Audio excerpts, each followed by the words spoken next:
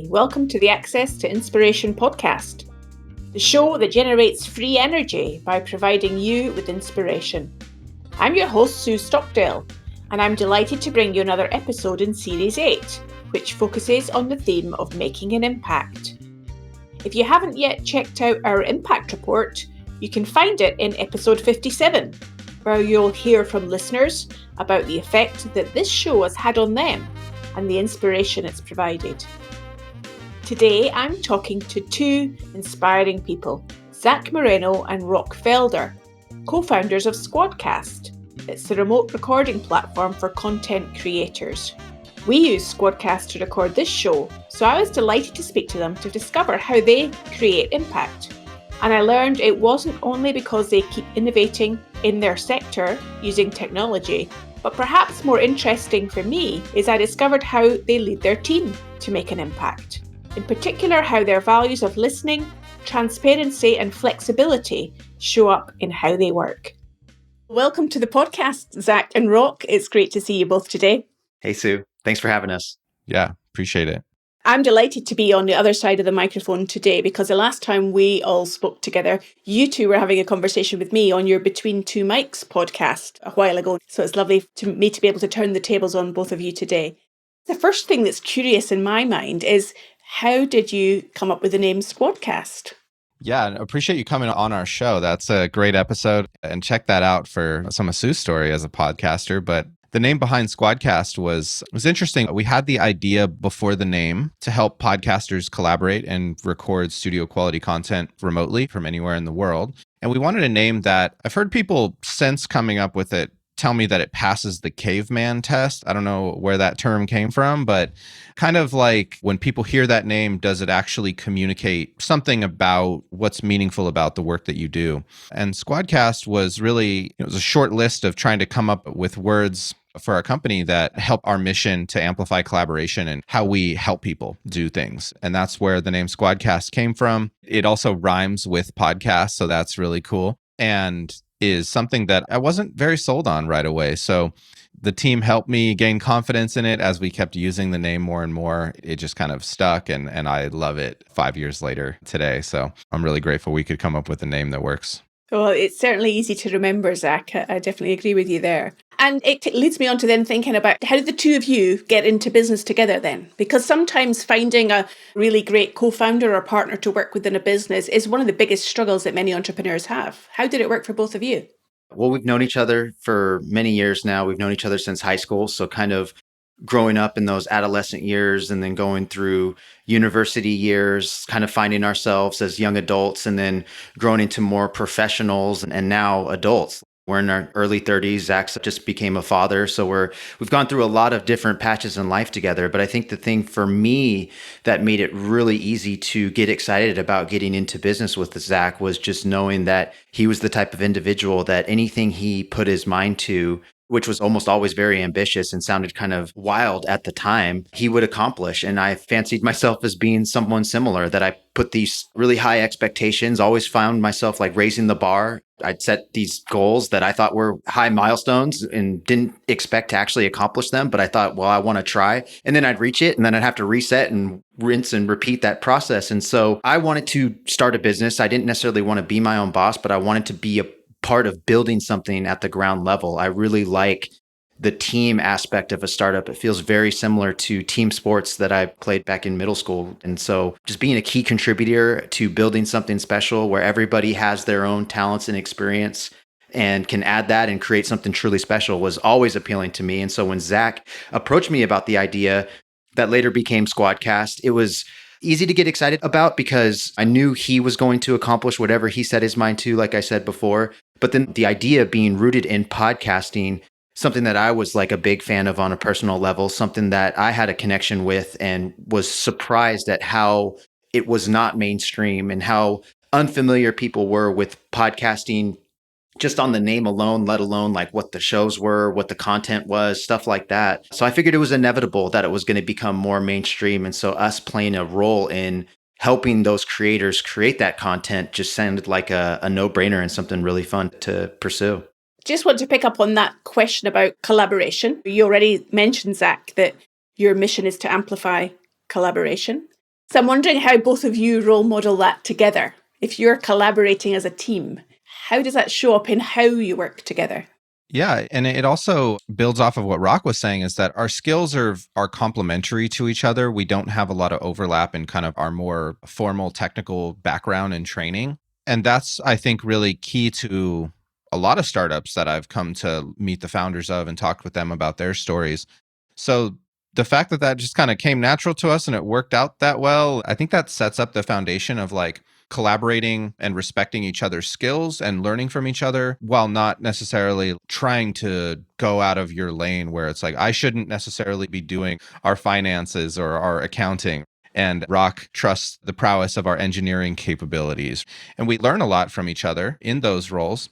But I think that that helps set up the context for our form of collaboration. And then in a lot of ways, I am the CEO and CTO of SquadCast, but a lot of what I would consider to be CEO level decision making, Rock and I talk about and come to consensus and collaborate on almost always. I'm not even able to come up with like an example to the counter, but a lot of times that's also involves conversation with our teams and the stakeholders that really have the information that can help when it comes to decision making or planning or strategy. And I think that there's a lot of forms of collaboration and specifically remote collaboration that our team practices on a day-to-day basis, with us being spread over a couple states, a couple countries, a couple time zones. We use SquadCast a lot. We use Slack and a host of other tools to make sure that we are like having this balance between synchronous collaborations like we are having right now, and as well as async collaborations and providing some space to focus and work as a team.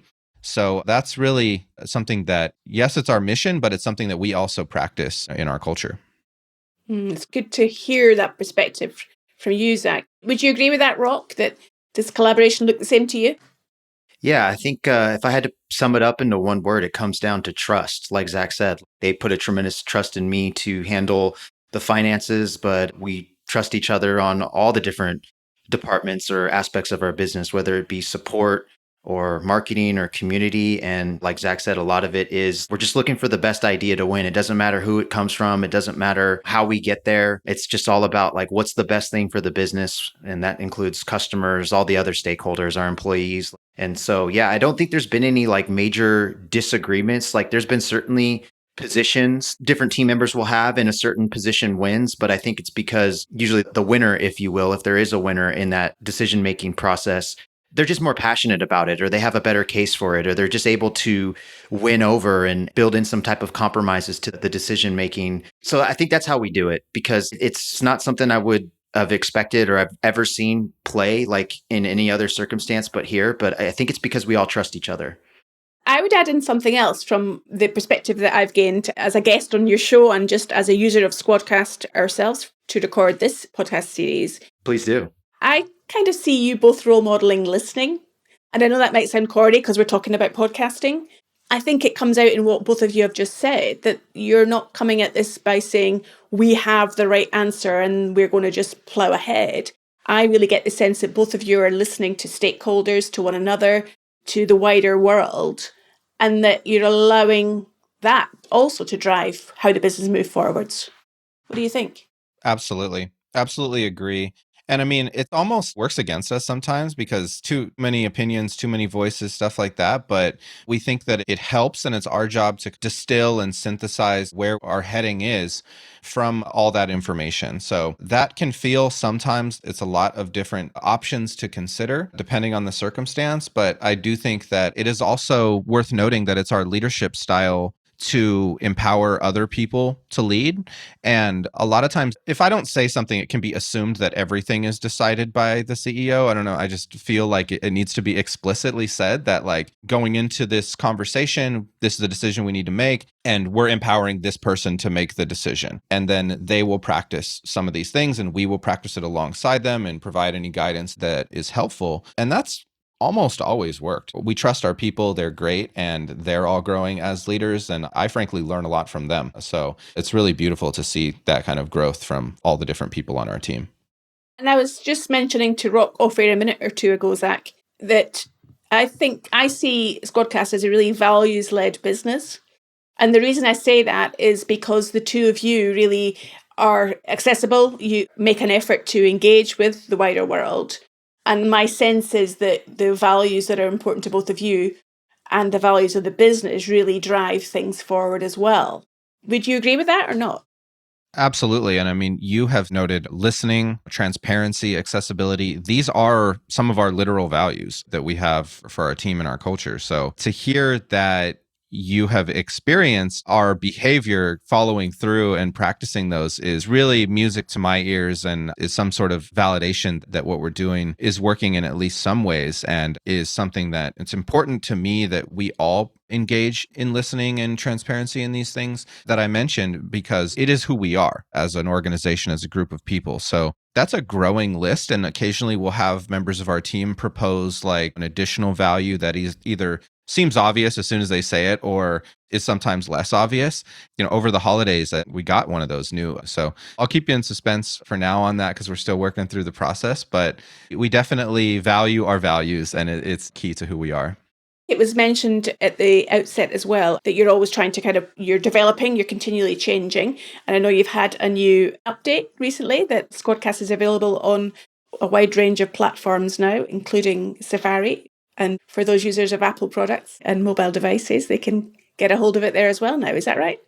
That's right. And we're so excited about it, Sue. It was a huge mountain to climb for us. And I think one of the things that, at least for me, made it a difficult pill to swallow to not be available on Safari or iOS devices like iPhone and iPad is really because it was outside of our control. There was nothing that we could do that could change it. We had to wait on Apple to make these changes.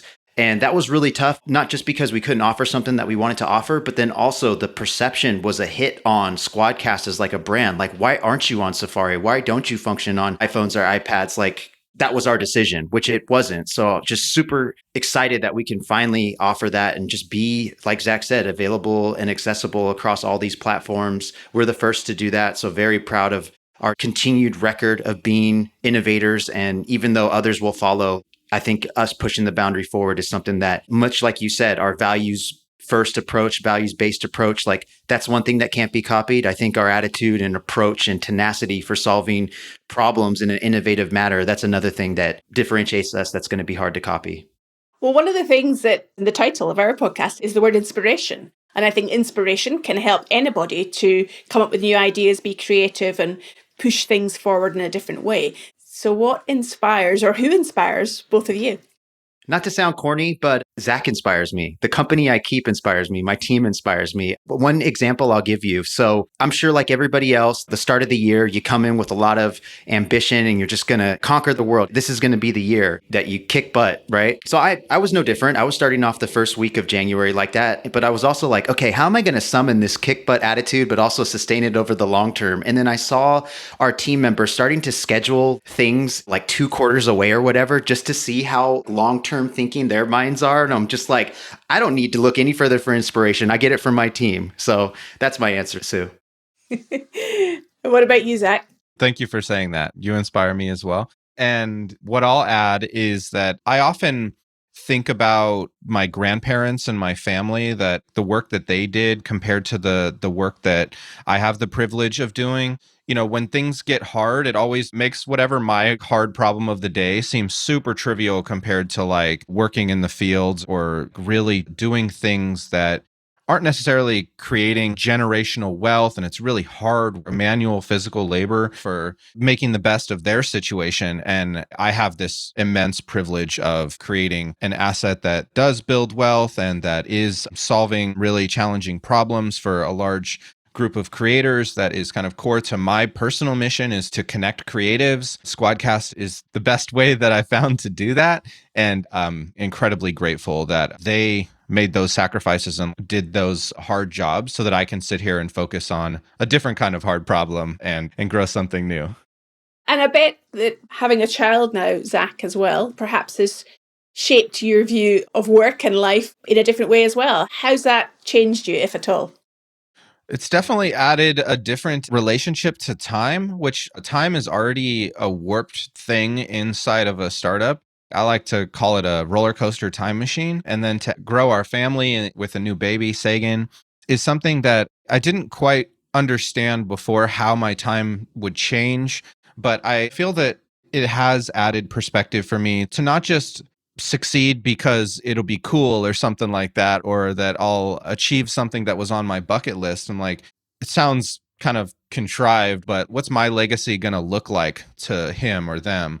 And that really is just an added thing that goes through my mind when making tough decisions or thinking about the long term. I'm really trying to think like big picture about how I can set him up for a life that can transcend mine. And I think that's a weird thing for parents to grapple with over the long term of year by year. So I'm trying to prepare myself mentally for that now, so that in 20, 30, 40 years, I'll have a bit of a different perspective on the ways that he can change the world and grow and all of that. That's all good. I have an amazing partner, and we've put some great kind of practices in place in service of that, so we can kind of make it a little bit easier for ourselves on a day-to-day. But it definitely does reframe the work that I do and kind of the choices that I make, even on small stuff. I'll spare you the details, but it does go through my mind often. Maybe I shouldn't peel away from that red light or whatever. I should be a little bit safer with minutia decisions that I make.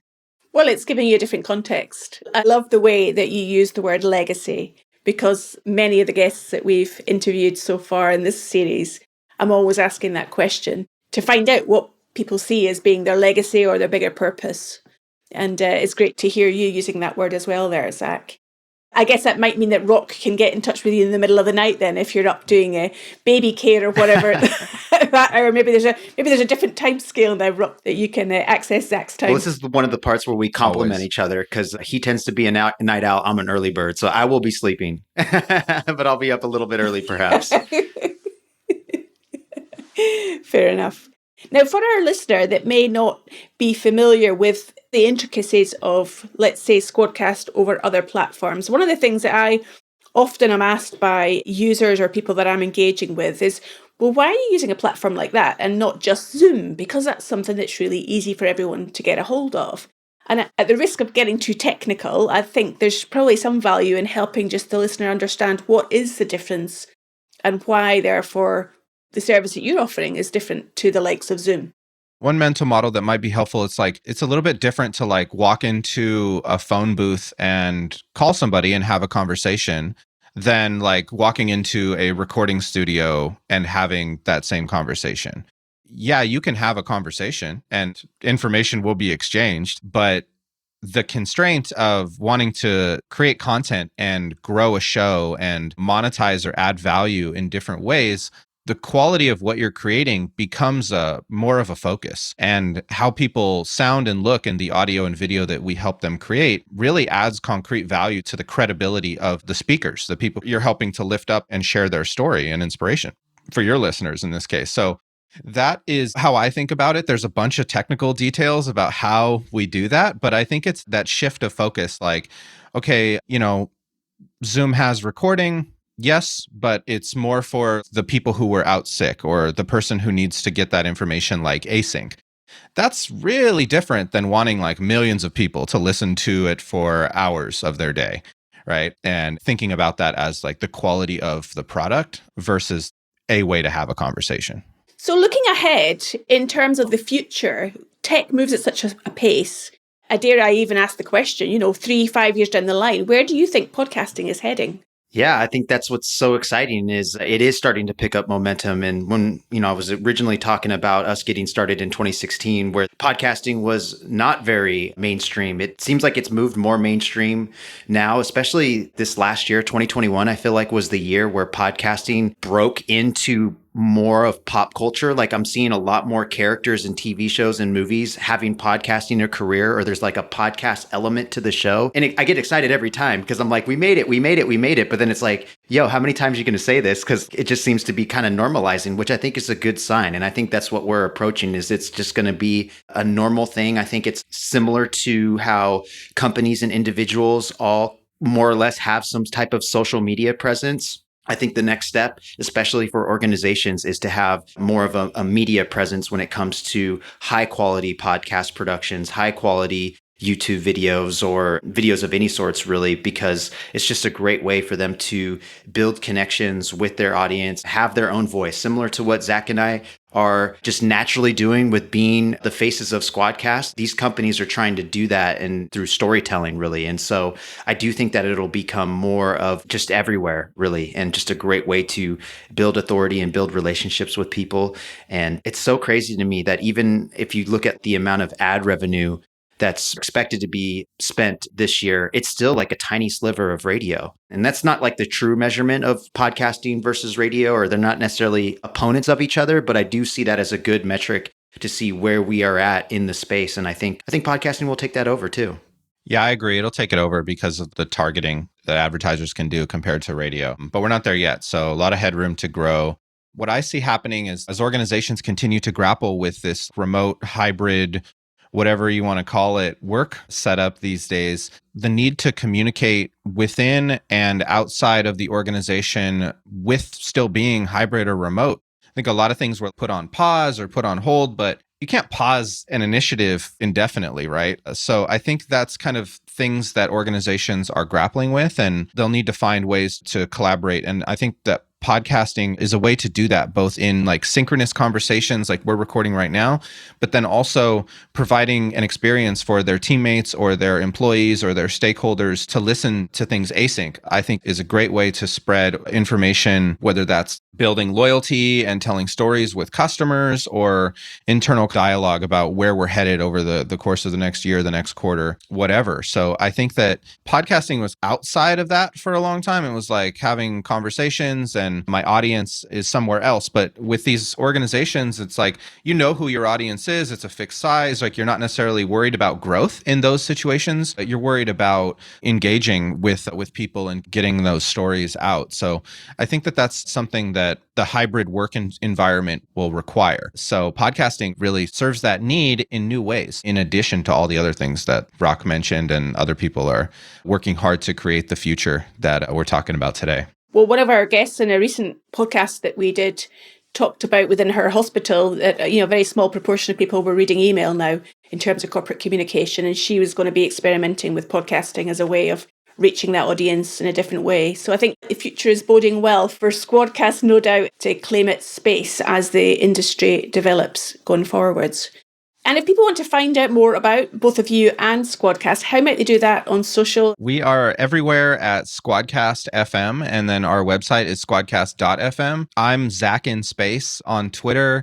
And there's a lot that we do when it comes to investing in the success of podcasters and squadcasters. So like the podcast community is very vibrant and we're proud contributors to that.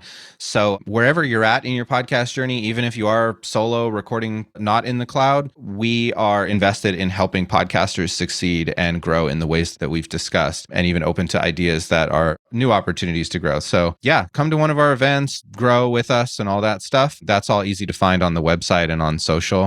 And where can people find you at, Rock? They can find me at Rockwell Felder, mainly on Twitter. We all have our favourite place to hang out in socials, don't we? That's right. Last question to both of you, since we're speaking about podcasts. What's the last podcast that you listened to and that you enjoyed particularly? Oh, I'm glad you asked this, Sue, because I actually wanted to share this with Zach because he would find this fascinating. I forgot to share it with him earlier today in our weekly team meeting. So the one that I've been really geeking out on is called the Huberman Lab. He's like a neuroscientist in Stanford, and I've been getting really back into like health and fitness. And so listening to podcasts to see like what's the latest trends, what are all the people talking about. And so he had on this breathing expert from UCLA, and the breathe doctor, he was like an actual doctor. It wasn't just some dude. They were experimenting on trying to make rodents meditate. And they got them to change their breathing patterns for 30 minutes a day, once a day for like 10 days in a row or something like that. So kind of wild. So that's my show, Huberman Lab. I got to listen to that. What about you, Zach? I've been getting back into listening to the NFX podcast. It helps me grow as a founder and stay up to date with all of the things that are happening in the startup land. And I think that that's really insightful conversations that they have there, and their focus on quality is great experience as a listener. So yeah, that's where I'm at, NFX. Fantastic. Great to speak to you both today. I hope you've helped our listener to get their head around podcasting, the platforms that can provide them support to be able to do that. And I wish you well as SquadCast grows into the future. Thank you so much, Sue. Yeah, really appreciate you having us on. Great to speak to you. Thank you. I hope you enjoyed listening to Zach and Rock talk about how they collaborate. And we're delighted to announce SquadCast as one of our sponsors for 2022, supporting this not-for-profit podcast. Next time, my guest will be Janine Canham, who's Chief Operating Officer at Sanford C. Bernstein in Asia. And we'll be discussing how she manages to juggle a career, motherhood, and sport. I hope you can join me then.